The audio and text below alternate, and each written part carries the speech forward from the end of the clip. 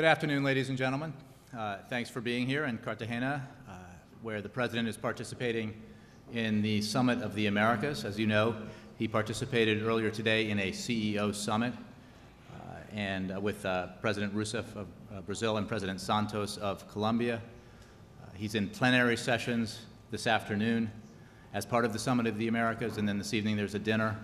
I have with me Ben Rhodes, Deputy National Security Advisor. He can give you more details about the meetings the President's having, as well as other issues with regard to foreign policy and national security. And I can take your questions on other matters. I have no other opening announcements, so we can go straight to questions. Jim. Jay, thanks. The chairman of the House Homeland Security Committee is telling the Associated Press that close to 11 of the Secret Service agents sent home earlier this week as part of a misconduct investigation had brought women back to their hotel rooms. Does the President have a reaction to that type of behavior? Jim, I would refer you on questions regarding this matter to the Secret Service in Washington. The President is obviously aware of the incident, but beyond that, this is a matter that the Secret Service is looking into. But as far as the President is concerned, has the President reacted to this? Does he condone this? Has he even brought it up with the President? Well, this is a matter that's being looked into in an appropriate manner by the Secret Service itself. It would not be appropriate for the President to characterize something that's being looked into by the Secret Service at this time. All I can tell you is that he was made aware of it, but beyond that, I'm not going to characterize his reaction. Has it been a distraction for him? It has not. I think it's been much more of a distraction for the press. He's here engaging in the business that he came here to do with the assembled leaders of the Americas. This fast-growing region of the world is vital to our economic future, to the American economic future, as he discussed in Tampa, at the port of Tampa, prior to arriving in Colombia.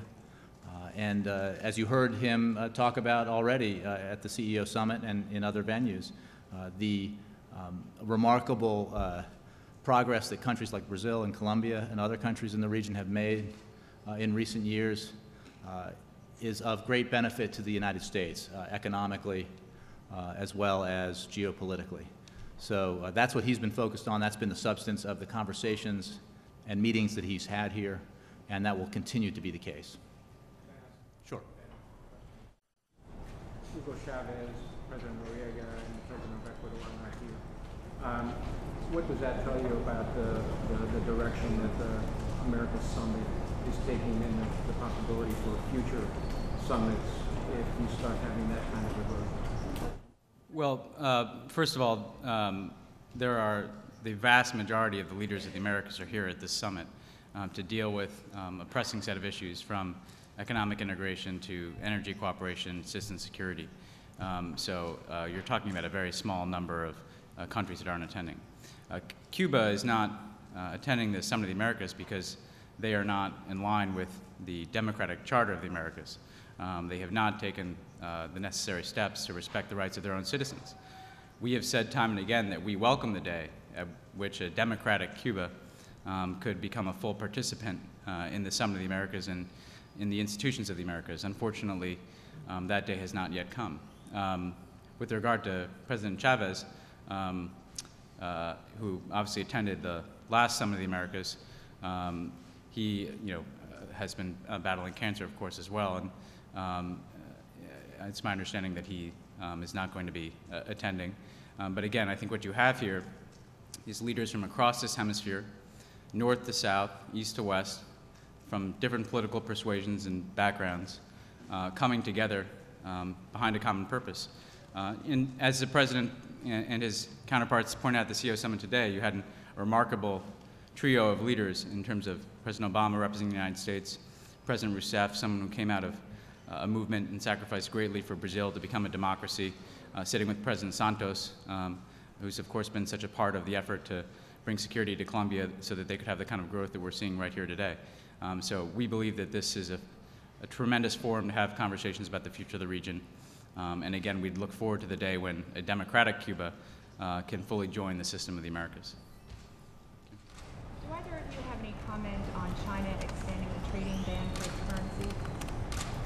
Well, I'd just say initially, we've obviously, over the course of the last several years, pressed the Chinese to take additional steps to appreciate their currency and to come in line with international markets. They've made some progress. We'd like to see more movement. We noted this announcement. We are reviewing it closely. I would expect that the Treasury Department will have more to say as well. But again, it comes in the continuum of us wanting to see the Chinese take more of these steps to see their currency appreciate and to come in line with market value. Thanks. China has been credited with helping this region weather the economic storm. How concerned are you about China's growing influence here, the investments that China has made in Latin America? We're not concerned at all. In fact, if you look at the numbers, the United States is by far a more significant exporter to Latin America than China. Similarly, the United States is the premier export destination for Latin America as well. So we very much believe that the United States continues to be the partner of choice when it comes to economic cooperation in the Americas.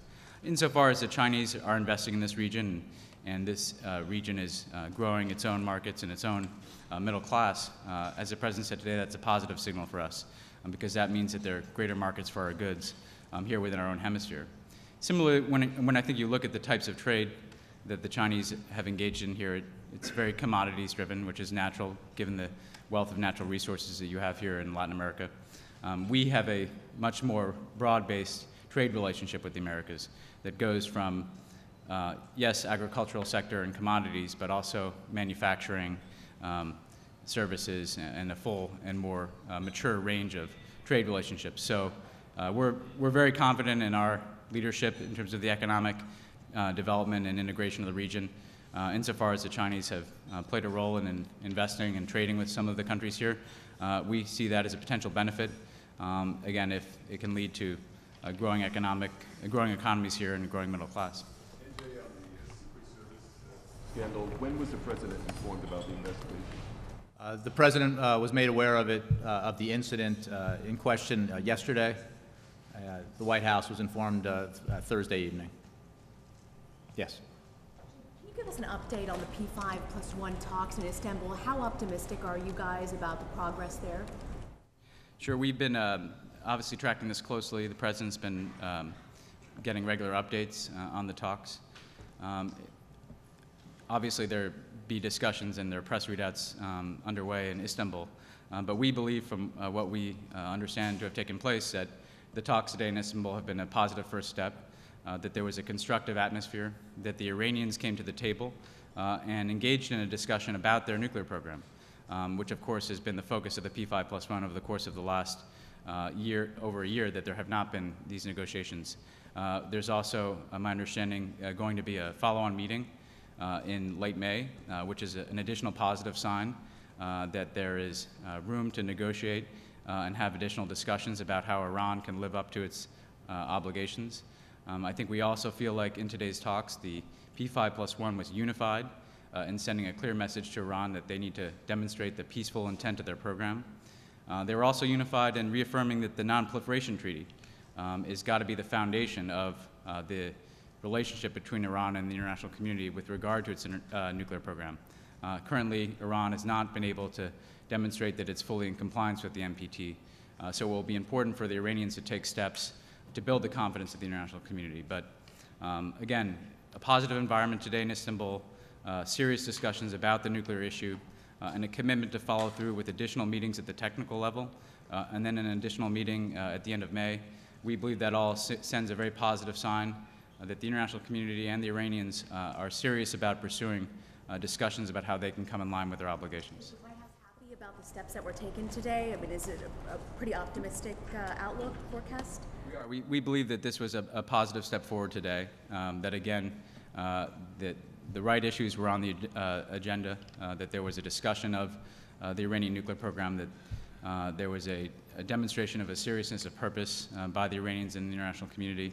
And now what we're doing is building out the agenda going forward and a set of meetings that will include both technical meetings and then an additional meeting of the P5+1 and the Iranians later in May. So this is obviously not the type of issue that you resolve in one meeting, but we believe that we have set a course whereby we can give diplomacy a very serious and firm commitment as we seek to resolve this long-standing issue.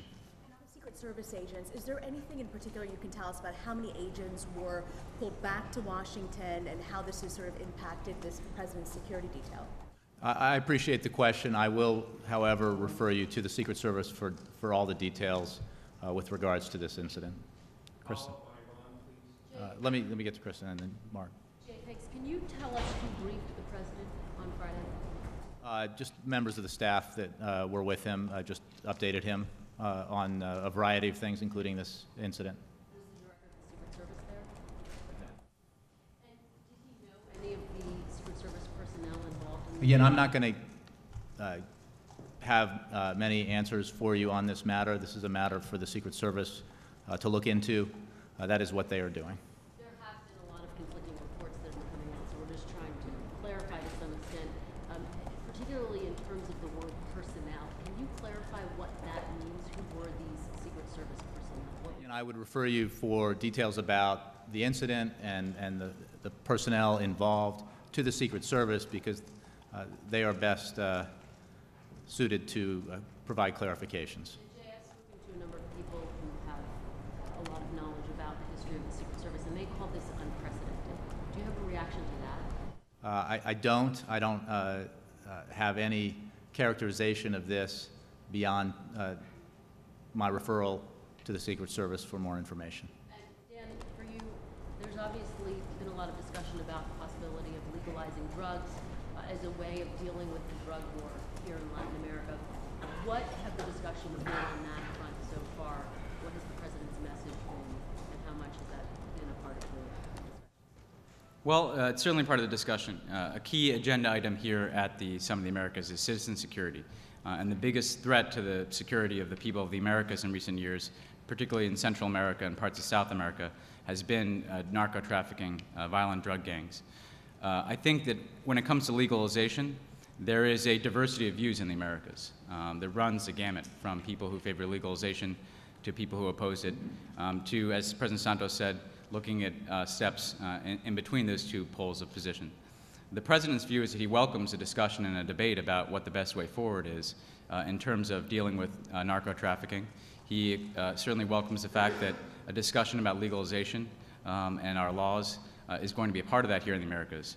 But as it relates to our position and the position of the President and the United States, we do not believe that legalization would be the best way forward in terms of getting at the challenge from narco-traffickers. For instance, as the President said today, legalization could only serve to empower having the drug trade take over huge segments of the economy and empowering bad actors in some of these places even more than is the case today. For that and for other reasons of public health, and we have opposed legalization as an answer to this question. However, it's important for people to come and put their ideas on the table, to have a debate about it. We, again, welcome that type of discussion, and what we want to do is figure out how to work cooperatively with the countries of the region to deal with this challenge. And the one thing I'd add on that is Colombia, as President Santos said today, just over a decade ago was on the verge of being a failed state, in part because of a domestic insurgency, but also in large part because of the drug trade and how that fostered and empowered people who engaged in violence. And we're sitting here today in an economy that's growing, a country that's hosting a major international summit, I think is a testament to the cooperation between the United States and Colombia in dealing with this challenge, and again, the very good efforts of the Colombian government and security services to restore a greater sense of citizen security here today. Peter, sorry, and then Maureen. Yeah, another question for Ben, just following up on Iran. Wondering if you can provide us with some details on the report that the U.S. attempted to have wanted to have a bilateral set-aside with Iran during the meetings in Istanbul, and that Iran said no. We were not particularly seeking a bilateral meeting as a part of this set of meetings in Istanbul. We have certainly indicated we are open to having a bilateral discussion with the Iranians in the appropriate venue and time, and in that context could have had a bilateral meeting with them in Istanbul. However, we fully expected to come in today and present our views in the plenary sessions of the P5+1, and that's what Wendy Sherman, the President's representative at these talks, did. we were fully able to communicate directly to the Iranians within the context of the P5+1. That's important for a number of reasons. Number one, because the Iranians were able to hear directly from the United States our views of the nuclear issue and our views of these negotiations. Number two, because it's important that the P5+1 demonstrate the unity of the international community, so that the Iranians are hearing not just from one country, but from a chorus of countries that they need to come in line with their obligations. That's been the basis for not just these talks, but the basis for the sanctions that we put in place on the Iranians. Going forward, we're certainly open to continued discussions within the P5+1, and in that context, we'd be open to a bilateral meeting with the Iranians. But again, our belief today is that they've clearly heard our views. We clearly heard their views and had an exchange on the question of their nuclear program and how to go forward with this diplomacy. And now we believe there's space to continue that in the weeks ahead leading to the next meeting in Baghdad. And what message should Israel take away from what you've conveyed here and presumably to them? Well, I think the message from Israel has been one of great concern about the Iranian nuclear program. It's a concern we share. And I think we have communicated, we the United States, along with Israel, that there needs to be a sense of urgency, that there is a time and a space that exists now for diplomacy, but it's not unlimited. Therefore, in these coming meetings, we want to see concrete proposals put forward about how the Iranians can build the confidence of the international community that their program is peaceful. We want to see concrete steps taken by the Iranians to demonstrate that their program is peaceful. We've indicated, along with the P5+1, that we'd be open to a step-by-step process and reciprocal action if the Iranians demonstrate that seriousness. But again, I think what the United States believes, what Israel believes, and what the international community believes is that these talks have a very important role to play in resolving the issue, that there is some time and space to move forward with them, but that time is not unlimited because there is a sense of urgency around Iran continuing to be outside of their international commitments. Maureen, yeah. President Santos today was talking about a much more wide-ranging discussion of the drug issue, and the president mentioned the responsibility that we have because of our consumption, and that's something that's very rarely brought up. I'm just wondering if U.S. consumption and taking responsibility for it is going to be any more part of the discussion going forward. Yeah, I think that President Obama has, from the beginning of his time in office, at the last Summit of the Americas, on his first trip to Mexico, and in his conversations with leaders since then, made it clear that the United States has a responsibility to deal with the issue of demand for drugs within our borders. And that, frankly, if we're going to have a comprehensive strategy to deal with the violence that comes from narco-trafficking in this region, that part of that strategy is going to have to include efforts to get at demand in the United States. And we've invested a lot of resources in trying to reduce that demand, again, so that it's a part of a strategy whereby we're going after these narco-traffickers. We're also going after, frankly, both the demand for drugs in the United States and the fact that you've had flows of, in some instances, illegal weaponry to this part of the world. So some of the action that we have to take is within our borders. Some of the action that we have to take is here. But again, as a part of that discussion that's taking place on citizen security here today, President Obama believes that we have to put forward our full set of responsibilities, and that's supporting partners like Colombia, and we've invested a lot of resources in Colombia in the fight against drugs, just as we're investing a lot of resources in Mexico and Central America, identifying best practices in each of those countries so that we're empowering the right models to crack down on drug trafficking, providing training and technical assistance across the region, but then again also investing in programs in the United States that reduce the demand for drugs, again, so that we're dealing not just with symptoms, but all the sources of the problem as well. Laura, Jackie, Josh, and then Laura. You mentioned then on Iran, you mentioned that you had a chance to hear what they had to say. What did they have to say? Well, I wouldn't characterize the Iranian views within the diplomatic negotiation. What I would say is that the Iranians have, the Supreme Leader, in fact, has stated that Iran believes it's sinful to develop nuclear weapons.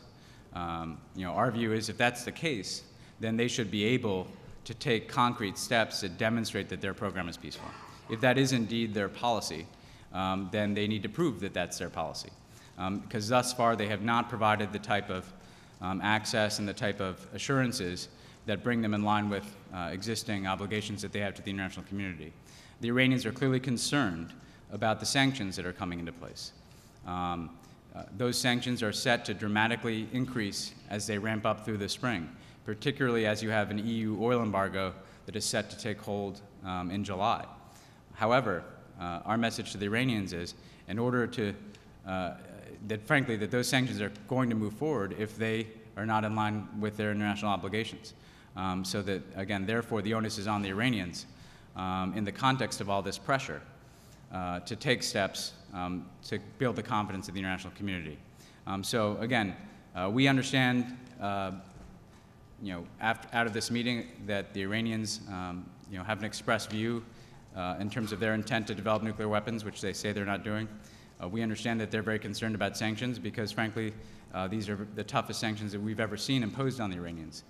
But the best way for them to deal with that is to take concrete steps that can, again, make it clear that they're coming into line with their international obligations and making it clear that their nuclear program is only going to be used for peaceful purposes. And on the drug issue, everyone keeps talking about this issue, but has there been a point today when they actually did talk about it in terms of, like, kicked around various options? What if we did this? What are the upsides? What are the downsides? I've just heard a lot about whether we should talk about it, and I'm just wondering if they really got into it. I think they will. They're in the plenary session now, and each leader is going to be able to have their voices heard on this. And it's my full expectation that many leaders will make the drug issue a prominent part of their presentations here at this summit. President Obama will be addressing it in the context of his interventions at this summit. It will certainly come up in the multilateral meeting he's going to have with Caribbean leaders. And again, there are a lot of concrete steps that are being taken. We have, as I said, a significant assistance relationship with Colombia, as we have over the course of the last several years. In Central America, we launched a new security initiative around the President's last trip here that invests a lot of resources from the United States, several $100 million, at best practices for strengthening security services within Central America. We want to figure out how to make that uniform across the region. And in Mexico, of course, we have a tremendous amount of assistance. And I think what we want to hear from leaders today is what works in getting at this problem of narco-trafficking. What are the common approaches that we can get behind? And how can we bridge some of the differences that exist in the hemisphere about how to move forward with this? So I think it will be a part of the discussions for the next 2 days at the summit. And again, I think President Obama has been very clear and transparent with the region about our view of this, and frankly very committed to providing resources, technical assistance, and support for those nations like Mexico, like the Central American states, like Colombia, that have taken great strides and made great sacrifices to deal with narco-trafficking. Jackie, Josh, and then... Is there a specific, you've seen the agenda, is there a specific time that's broken out for them to talk about this, an amount of time that's specified? And President Santos had said he wasn't going to put a specific idea on the table, but is anyone, for instance, President Perez, going to put legalization directly on the table? I mean, just some more sort of specifics about exactly how this will transpire. Well, I think what we'll have to do is get your readouts of the summit sessions. There is a plenary session this afternoon where the leaders will have an opportunity to discuss a range of these issues. Then there's a leaders retreat tomorrow.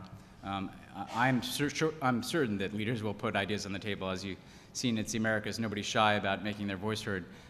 So what we'll endeavor to do, Jackie, is make sure you get readouts of those discussions. Again, it's certainly going to be part of the President's interventions going forward. And I think there's a broad range of questions here, right? People focus on legalization. There's also what are the security services? What is their role in combating drug trafficking? How do we deal with issues related to border security so that we're able to interdict drugs?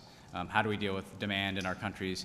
And then questions around laws. And legalization is just one part of what are the types of drug laws that are most successful. So as the summit goes forward, we'll make sure to get you those readouts. I'd add, just for people's awareness, that we also anticipate this afternoon on the margins of the summit, the President will have an opportunity to engage some of his other leaders, and we'll get you any readouts of those meetings as they happen as well. John. One for Jay. Ben, on the three-way presentation this morning, the President got an earful on currency and monetary issues from the two other presidents that were on the dais with him there. In particular, I thought when President Santos made a comment that he essentially said the U.S. was exporting its economic problems to the rest of the region. Do you have some reaction to that? And also, when the President discusses these issues with other leaders, does he take full responsibility for the U.S.'s monetary policy, because he doesn't fully control the U.S.'s monetary policy? Well, I'd say a couple of things. I think, first of all, anybody who watched the discussion this morning saw that there was a much broader basis for agreement among the leaders, and there were issues of disagreement. Agreement on the need for greater economic integration in the region. Agreement that, frankly, there are win-win outcomes in terms of economic growth in the United States being a driver of economic growth in the region, because we are the biggest export market for them, and then greater income inequality and larger middle classes here in the Americas being a win-win outcome for us, because we therefore have more customers and can export more goods. On the specific issue of discussion of currency, I mean, first of all, I don't think there's anything new about that type of discussion. We've been having an ongoing discussion about the global balance with regard to currency for at least the 3.5 years that we've been in office. President Rousseff's views articulated this morning tracked very closely, I think, the views she expressed in the Oval Office when she was sitting next to the President. President Santos, his views, again, similarly, I think track a belief that there needs to be balance here as well. I'd point out what the President alluded to, which is that, frankly, as you look at something like Brazil's currency, one of the additional factors that needs to be taken into account is the effect that the Chinese currency has had on Brazil's economy, and the fact that that the region as a whole would also benefit from a greater appreciation of China's currency. We certainly believe that to be the case, and that's what we have focused on as a part of our global rebalancing effort. So this has been an ongoing conversation through the G20, within the hemisphere.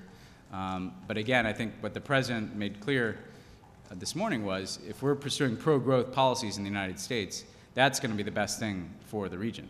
If there's a slowdown in the U.S. economy, it makes it that much harder for nations here in Latin America that have the United States as their principal export market to grow. So again, insofar as we are stimulating growth in the United States, we believe that's in the interest of the hemisphere more broadly. Does he take responsibility for the Fed's policies, or how does he address that? Well, he obviously doesn't set the Fed's policies. However, what he does set is the broad economic direction of the United States, and that has been growth has been the focus of his economic policies. And because growth creates not just job creation at home, but we believe that the U.S. economy has to be the engine of the global economy, given the fact that we are the world's biggest economy, the biggest market. So insofar as he's pursued pro-growth policies, he believes that's the right course for us and for the world. Obviously, the Federal Reserve makes their own decisions. If I could just follow up with you. The military announced a short time ago that 5 individuals have been confined to quarters here in Cartagena as a result of their alleged involvement, apparently, in the same incident that involved the Secret Service. Are you aware of that? Is the President aware of that? And in light of the fact that this now involves 2 different groups here, is the White House expressing any disappointment about this episode? Well, we are aware of that fact that you just mentioned, and to be clear, it is our understanding this is part of the same incident. And I would, as I did on issues related to Secret Service personnel, I referred you to the Secret Service. For Department of Defense personnel, I would refer you to the Department of Defense. I think our focus here, the President's focus,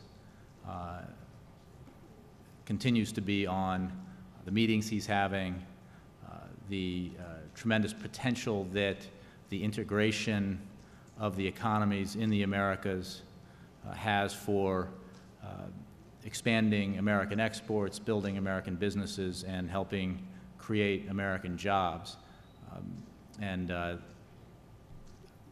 That has been his principal focus, his sole focus in his meetings here. Yeah. There's an obligatory question here that flows out of this. Does the President have full confidence in the people assigned to protect him? The President does have full confidence in the United States Secret Service.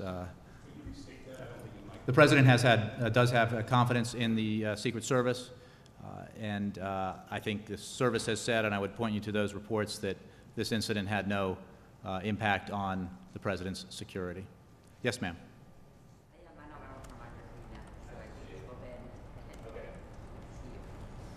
Ben, I know that there is or there was blood with the President of Argentina. As you know, there is an ongoing dispute on trade between Argentina and the United States. The United States has presented a complaint to the WTO. Also, the USTR has ruled out Argentina from the general system of preferences. There is also the problem of YPF, that is the oil company that is going to apparently be nationalized, that is in part owned by an American company. So I wanted to know if all these subjects are going to be discussed or were discussed in the bilateral or pull-out with President. First of all, we anticipate that one of the leaders, the President's going to be able to meet with on the margins of the summit later this afternoon is President Kirchner. I know that that hasn't taken place yet. I think it's going to be later on, given the fact that the plenary is ongoing. So we'll certainly get you, as soon as possible, the readout of that meeting. I would expect that they would address a number of economic issues between our two countries, as well as issues related to the Americas more broadly. With regard to the specific cases you mentioned, I think the position of the United States is simply that we believe that all businesses, all countries need to adhere to the clear standards articulated by international organizations like the WTO.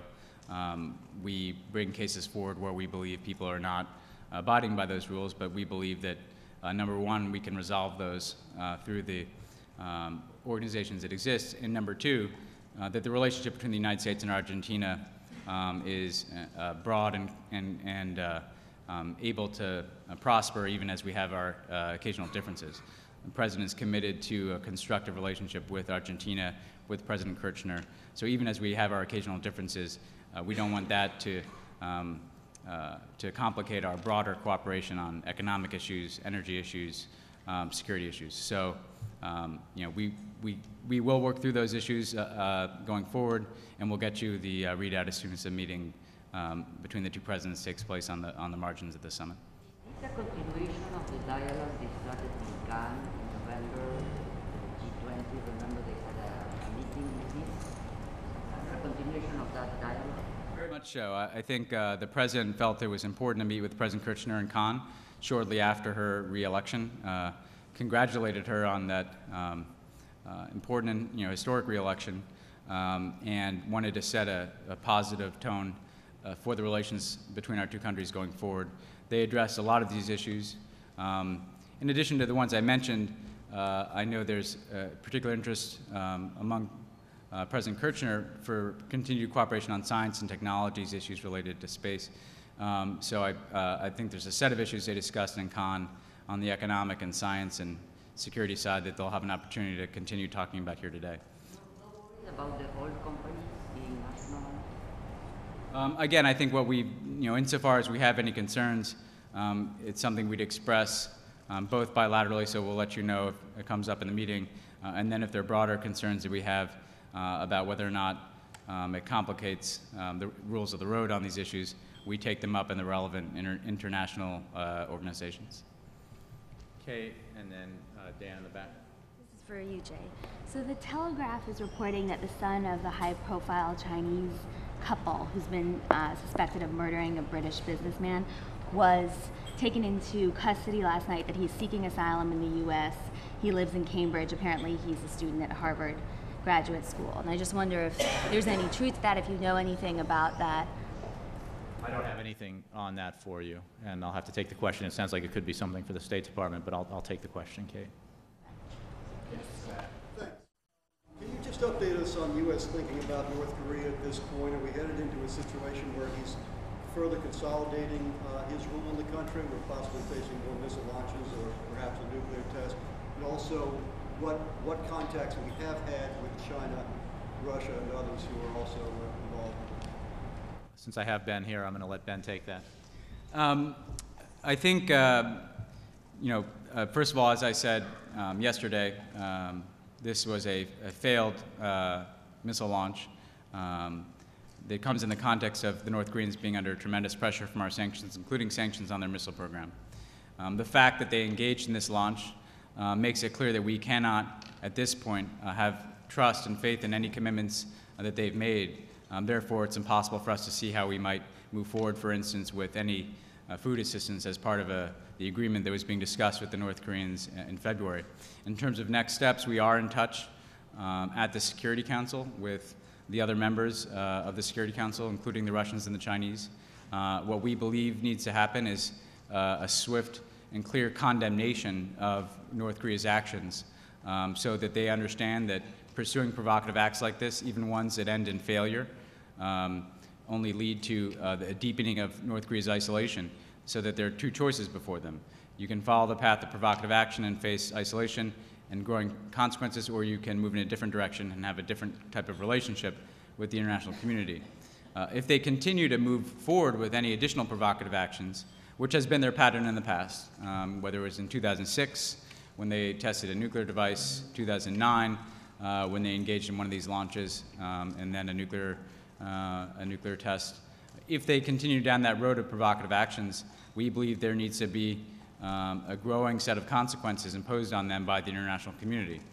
So that needs to be part of the message that they're hearing, not just from us, but from the Chinese and the Russians as well. In terms of their internal dynamic, I think the only point we would make is that they're spending money on these weapons technologies while their people starve and their country slides further and further behind the rest of the world. So that therefore, if what those leaders are truly interested in North Korea is a better future for their people and greater stability on the peninsula, the best way for them to achieve that is to shift course, again, to come in line with international law and to have a different future that allows them to invest in people, not weapons and failed missile launches. Okay, Scott. Thanks, Jay. For you, I'm not sure. The president has made income inequality a central part of his campaign in the United States. It's an issue that's obviously defined Latin American politics for decades. How has he been received as he joins this debate by Latin American leaders? Do they find it odd that the American president is talking about inequality and an imperiled middle class when they have for so many years? And has the president himself mentioned to you anything about this? I mean, I would simply say that one of the points I heard the president make at the CEO summit is that some of the progress that's been made in countries like Brazil and Colombia in broadening their economies and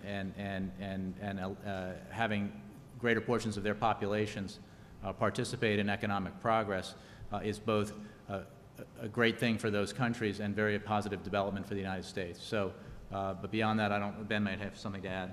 Yeah, the only thing I'd add, Scott, it's a very good question, is that I think what you saw this morning in a fairly remarkable way is a convergence of views among leaders of the North, Central, and South, if you will, or at least Colombia being Upper South, about the importance of inequality as something that needs to be addressed. Because frankly, in the context of globalization, as the president said, we all benefit the more our populations benefit from economic growth. And if economic growth is not broad-based, we're not going to be able to grow our economies. It's been an historic legacy in countries like Brazil. I was struck by President Rousseff saying that even as they're happy about becoming the world's 6th largest economy, they're not satisfied as long as they have these income gaps. And I think what we've seen is if they close those income gaps by lifting people out of poverty in Brazil, and you've had 50 million people lifted out of poverty in this region in recent years, that's going to be a growing middle class. That leads to more security, and it also leads to greater prosperity for the United States because we can export to this part of the world. So I think there is an interesting convergence taking place that is the basis for the type of cooperation we're talking about, whether it's free trade agreements, again, whether it's energy partnerships that we're pursuing, whether it's educational exchanges that increase the human capital across the hemisphere, because this region has the potential to be hugely competitive relative to the rest of the world. because of the fact that you've never had significant conflicts fought within the region, at least in recent years, because of the extraordinary natural resources and resource wealth that exist in the Americas, and because of the deep people-to-people ties that exist across the hemisphere. If we can harness that human capital, lift more people out of poverty and into the middle class, it provides an enormous platform and a comparative advantage for the United States vis-a-vis China, vis-a-vis any other country and economy in other parts of the world. So we want the Americas to succeed, because when they do, we're better off economically and geopolitically. Looks like that's all the questions you have. I want to thank you for being here, and thanks for coming on this trip. We all appreciate it, and let us know if we can help you out in any way. Thanks. I'll have to look at this. I'm not sure what the schedule is. We'll have to get back to you on it. We don't, I'm told from the back that we currently do not have a briefing scheduled, but we can talk about that. I think there are some logistical challenges since we're also leaving tomorrow. We can make sure that you get the appropriate, readouts from people who are in the summits. Sound good? Thanks.